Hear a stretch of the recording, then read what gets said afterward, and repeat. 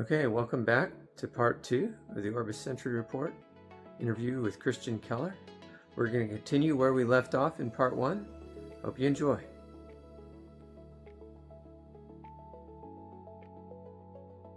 But there's always a chance for compromise, however infinitesimal, then or today. And I'm not a believer that you can't work things out if you get rational thinking people on both sides of a problem. Again, at any level, national the whole way down to a household, you just need to have emotion put off to the side. Doesn't mean you ignore it, but you put it off to the side and you just start thinking logically about a problem.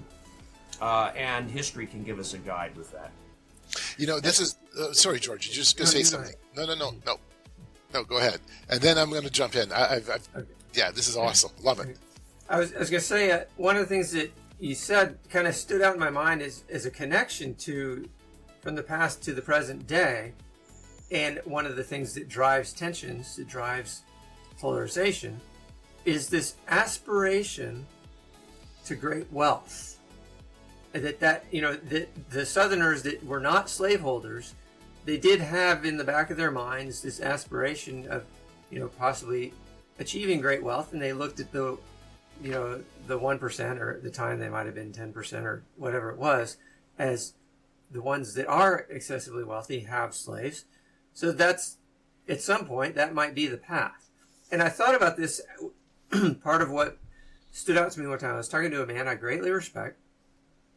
I was telling him about what I'd studied about the Roman Republic before the days of the empire, and how in the Roman Republic, they had a law on the books. I mean, the books were oral, but they probably wrote it down somewhere. But that it was against the law to achieve excessive wealth. They had limits on the number of donkeys, the number of cows, the number of pigs that they were allowed to have. And whenever someone tried to acquire more than that, they could be put on trial for that. And I was thinking about how, and the reason was because they recognized that having excessive wealth causes corruption in the mind and causes people to desire regal power, which was anathema to the Roman Republic. And I mentioned this to this man that I was talking to, and his response, he's a very conservative man. He wasn't super wealthy, and he's like, "Well, that's just terrible to put limits on how much wealth that somebody is allowed to have." And I realized where he was coming from was in the back of his mind. He was thinking, someday I hope I might be able to achieve that incredible excessive wealth. And if they ever did something like that here in my country, that would prevent it. And so I wouldn't have any motivation, and it would have negative effects because nobody would have that motivation, and all kinds of things. So I see that value that, there are still probably among both sides of the political divide that desire to achieve excessive wealth. And that was my comment. Oh, I did want to mention, there is one historical source you're probably aware of where someone, a primary source, where someone who actually did write excessively negatively about himself. And that's St. Augustine in the Confessions. Right. Yep. He's a rare bird. There are very, very few like that. But again, look at the context in which he's writing, and look at his personal context, and you kind of get an idea. It's interesting. Paul is also self-degradating in the Bible. Yes. And so you look at some of the great ones from Christian history. They know their own flaws. That's right. Yep, absolutely. So what I find fascinating with this is there's a dichotomy and a tension, an undercurrent tension between taking the approach of history where we are looking at it simply from the perspective of trying to find a moral lesson or simplifying a historical development rather than digging through and trying to be responsible within the context of it. So two things come to mind. Not that long ago, it was a couple years ago, I was in a house in the U.S. going through an individual's library, and he had a great library, by the way. Loved his library. But he had a book published sometime before the Civil War period on the economics of slave ownership. And it was just a dry book on basically bookkeeping and the economy behind it. Yeah. And what hit me was, oh, this wasn't just a cut and dried moral question. There's something much more complex. I guess that's what I'm getting at. There's a complexity behind history that we tend to overlook, as we really would rather have a simplistic, almost a moralistic answer to the questions of history. And then this week, literally this week, I was in the Oklahoma Panhandle. I have family in the Oklahoma Panhandle, right in the heart of it. And I was traveling through with my cousin, and I asked, why? Why this bizarre strip of land that divides Texas and Kansas? And Chris, you were just talking about that. And so my cousin explains to me about the no man's land, the issue that was happening at the time, and it lands right in that prehistory, or that the preconditions of the American Civil War. Yeah, roger that, Carl. And I would argue that Oklahoma has a very unique history in our country. One reason being that it was the destination of the removed eastern, quote, civilized tribes, Chickasaw, Creek, Seminole, and of course the Cherokee, Choctaw, and a lot of them, interestingly, had adopted the Southern way of life in the early republic, as we call it, which is generally defined up to the 1830s, even up to the Mexican War. And they didn't want to be removed from their tribal lands in the South, and they had become more like the white man than I think the white man was comfortable with. And of course, they got removed by Andrew Jackson and under pressure from states like Tennessee and Alabama and Georgia in particular. Then the old tribal lands were taken by white settlers, and then these natives were forced out there into Oklahoma. Well, they held on to these new lands, these reservations, and they would persist in holding on to this. This was called Indian Territory. For a long time, before and after the Civil War.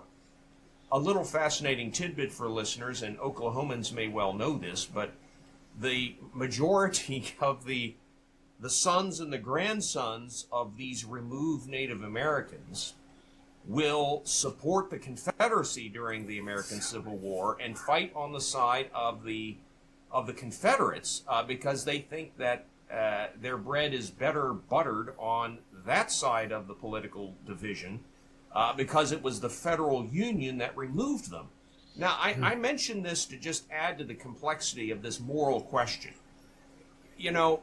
We like to jump to conclusions today, Carl, like you insinuated, and we love to simplify complex historical events into quick sound bites that can be used on Fox News or can be used in C-SPAN when they're getting filmed, the legislators and so forth.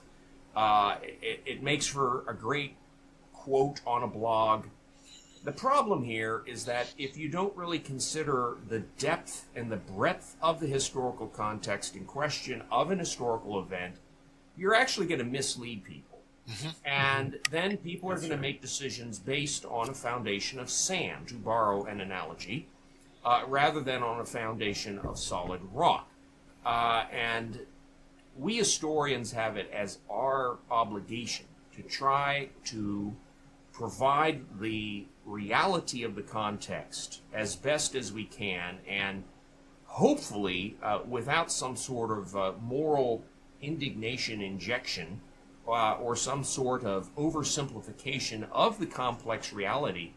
I would just offer to listeners, just think how complex your own lives are today, the lives of your churches, the complexities in your various communities, wherever they may be, and then just realize that that level of complexity existed also for the people of the past.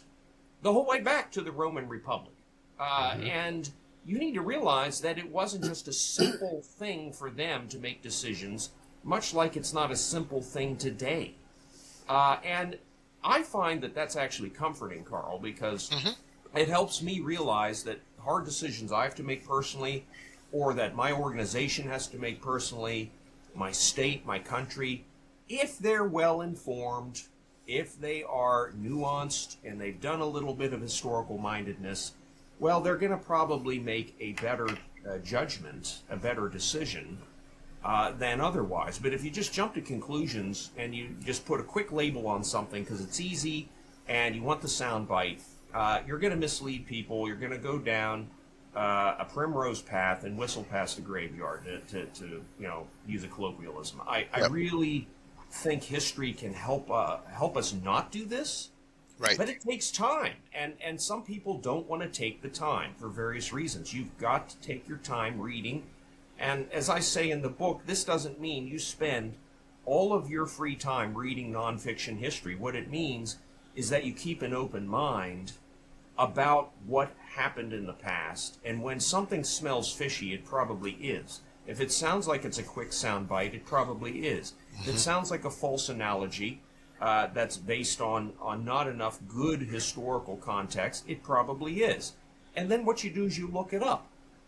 Now, I'm not a big fan of AI, and I don't mind publicly stating that, but I will say that the search engines are getting better, and you can do basic fact checks. If you just ask AI a basic fact, ChatGPT or something like that, is it true that Abraham Lincoln originally didn't care what happened to the slaves, whether they were set free, whether they were sent back to Africa, or whether they stayed enslaved? Is that true? Well, you can ask that basic question to AI, and it will give you a basic factual answer. That's valuable to average citizens, and that's a way, it's a quick way that you can do some fact-checking of these sound bites that everyone's going to hear from time to time. And be able to ascertain, you know what, I thought that sounded a little too fishy. Okay, what's the computer say? Well, the computer just gave me and generally, if it's a good AI engine, it's going to give you other sources to investigate.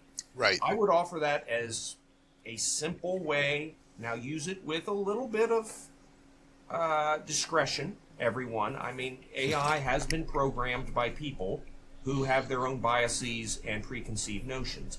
But I have found using it in the last year or so from time to time for basic fact questions. Was so-and-so a colonel at the Battle of Gettysburg? It's rarely wrong.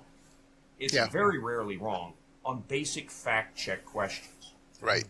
When you dive into, and I realize this, we have the potential to spin out into a totally different subject, but when we take and dive into, let's say, more complex historical questions on AI. And so, for an example, I'll just quickly finish my thought with it. There is a tendency for it to hallucinate. So I'll give you an example. I was using ChatGPT, this is already a few months ago, to try to trace a series of quotes from roughly 1850 to, I think, 1910 on questions of international arbitration as it relates to world order. And so I asked it to dive into the literature found on archive.org, going through the historical material to try to find quotes that would fit within that context. And it came back with, I think 6 or 8 great quotes from individuals who I recognize as having probably had said these statements. It sounded like they did. Thank goodness I also asked for it to give me the sources. And then it asked me if I wanted maybe, whatever it was, 15 more quotes or 20 more quotes. I'm like, yeah, game on, give me more quotes. And so it just piled more. And then it said, would you like 50 quotes? Okay, at this point I'm going, I better double check the first 6 or so. And I opened up every single one of the sources, PDFs, and I am scouring, I'm doing internal searches, I'm reading through the context. Nothing, absolutely nothing was correct. It was all wrong. In fact, it didn't exist. For the most part, the quotes did not exist, let alone not even being contextually accurate. So I go to a different search engine, or pardon me, a different AI. I use Perplexity. And I jumped onto Perplexity, asked the exact same prompt. Perplexity came back and said, what you're asking would require more computing power and time than what you're probably willing to engage in. Or option number 2, I could hallucinate the answers for you. It actually said that. Yes. Yeah. So that blew me away, because I'm like, all right. So for the deeper historical work, I'm like, all right, there are definitely some limitations so far in terms of its ability to search through the mountain of data that's there.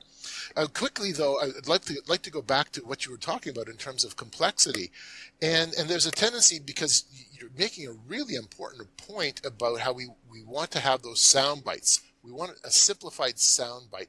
We also have a tendency, and the intentions I think are well, they're good, they're well-meaning, to take and try to find a moralist answer to something that we don't maybe totally understand. I'll give you an example.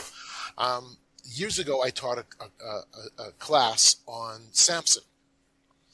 And the curriculum material I was given had, I believe, 20 plus adjectives in the curriculum about Samson's character. And the entire lesson ended up being a moral lesson. And the 20 adjectives were all degrading, all debasing. He was carnal, he was disobedient, he was basically he was a loser. And then I read from a different curriculum back to the class I was teaching. I said, I found another curriculum, and it says that he was righteous. Which curriculum should I teach from? And this is an adult class, and the people in the class were going, well, the first one, I don't know where you got the second curriculum from. Hebrews chapter 11. In other words, what are we missing? We've entered the story with good intentions to try to find some moral lesson that we can now maybe apply into our own lives. And I think sometimes in the search for application, we miss what's actually transpiring within the historical narrative, within what the real context. And so I think we tend to look for answers from history that might fit a well-intended perspective, but it still misses what's actually being presented.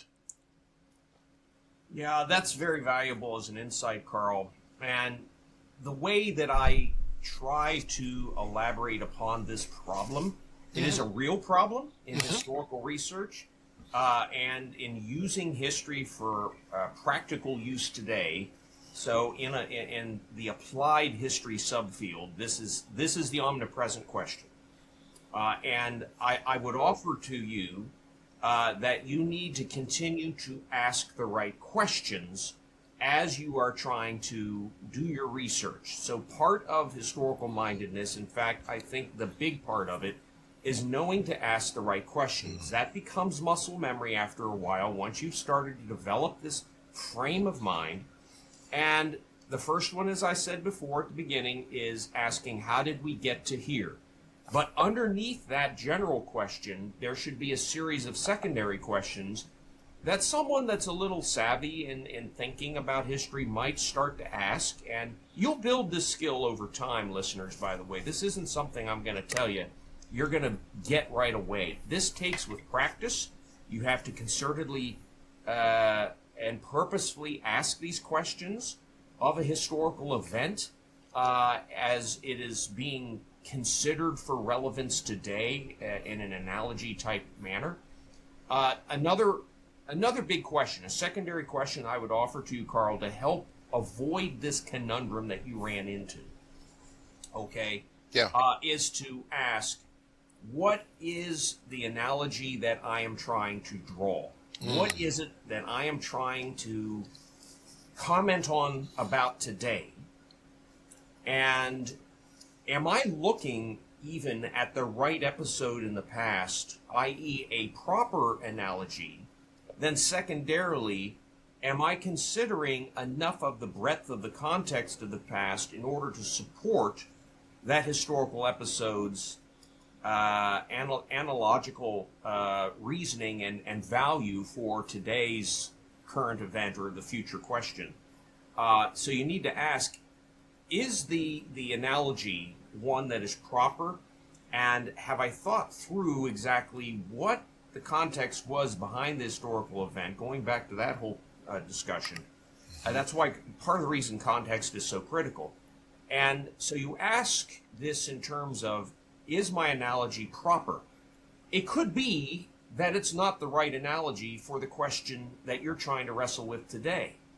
There might be something else from a very similar moment in time. It could be from the same battle or campaign, to just use a military history example, but it's not the one that you thought.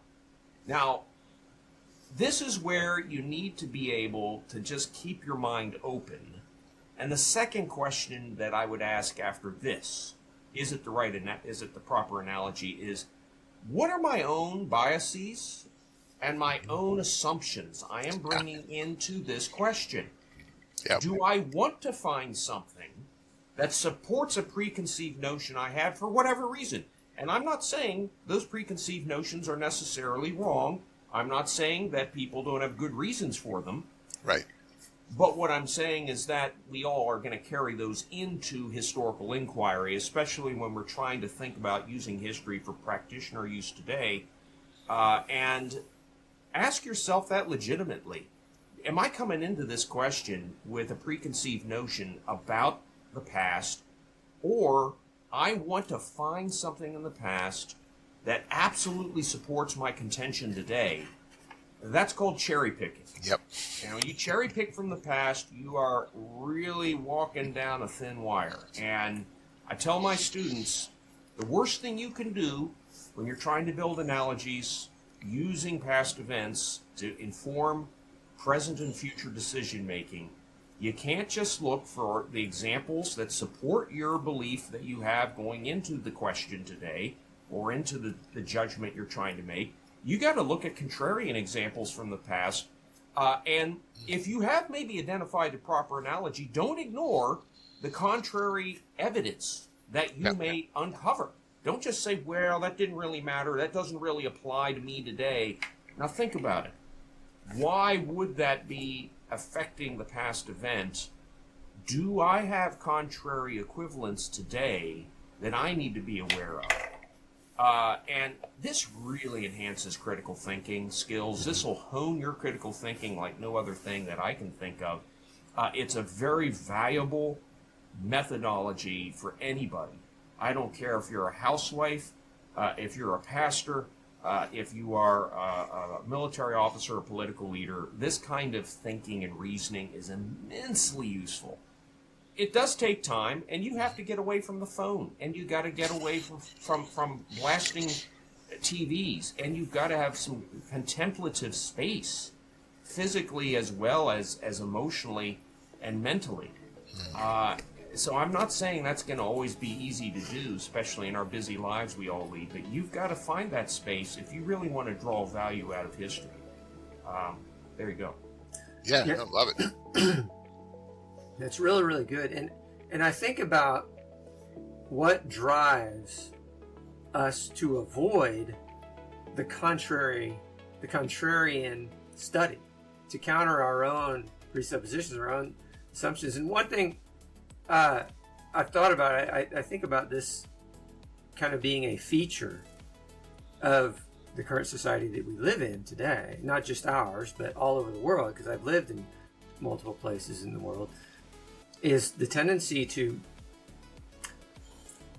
for someone to think, I've got to find comfort in something. I've got to protect my, whatever it is I'm choosing to believe that's right.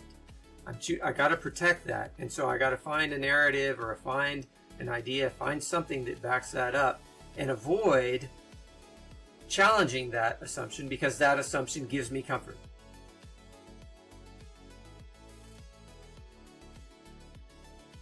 Okay, here we are at the end of part 2. We're going to stop it here, and we will continue that thought in part 3, so stay tuned.